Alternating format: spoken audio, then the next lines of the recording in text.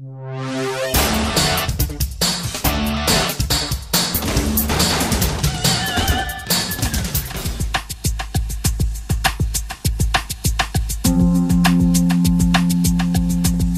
a Aitana, investigadora privada, així a les 52 edicions de la Fira del Lleure de València, als Jardins de Viver, i ho fem al seu autor, a David Navalón, una aventura que ha sigut publicada per Editorial Bromera dins de la seva col·lecció del Miqueler Galàctic. David, benvingut. Bon dia, bon dia. Bon dia. Presenta Aitana, una investigadora privada amb tot especial.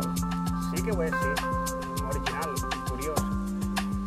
Doncs tenim una xiqueta, Aitana, viu en un poble de Terres Valencianes i un bon dia, per raons desconegudes, en aquest poble comencen a desaparèixer els noms. La gent comença a perdre el seu nom, els noms, els cognoms, però no solament les persones, sinó també els animals, les mascotes, inclús els llibres, els personatges dels llibres comencen a perdre els seus noms.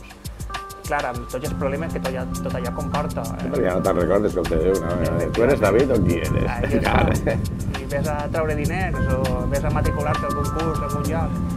Clar, per una banda tenim a la policia que iniciarà les seues investigacions i de forma paral·lela tenim a Aitana, que és la filla d'uns policies, que farà la seva pròpia investigació amb uns amics.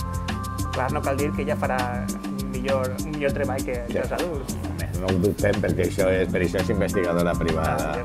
Aitana, com se va ocurrir la idea i el personatge? Doncs mira, és curiós, perquè bé, Aitana és el nom d'una de les meues nebodes. Aleshores, fa temps, en casa, jugant, la xiqueta va dir una frase. Una cosa així com, no sé què he fet el meu nom, estava buscant en un paper i va dir, he perdut el meu nom.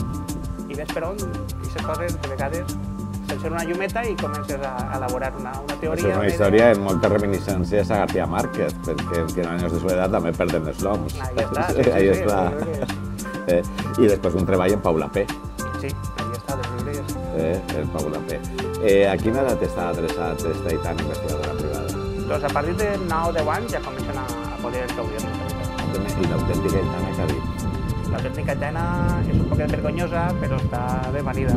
Està desvanida. Ella al col·le portant el seu propi llibre amb el seu nom, podem imaginar per un xiquet com mi. Però li tocarà fer d'investigadora privada. Ja ho és un poc, ja. El personatge s'assembla un poquet a ella, sí que fa un retrat una mica paregut. Aitana tindrà continuació? Doncs si els lectors diuen que sí, que per favor, doncs... Si han desaparegut els noms, Aitana pot estar en una altra investigació especial, però sempre en Terres Valencianes. Sempre, sempre. David Navalón, un plaer parlar amb tu, presentar esta Aitana investigadora privada, molt d'èxit en el llibre, que hi hagi a continuació. Moltes gràcies a vosaltres. I benvingut a la fira i bona fira. Moltes gràcies.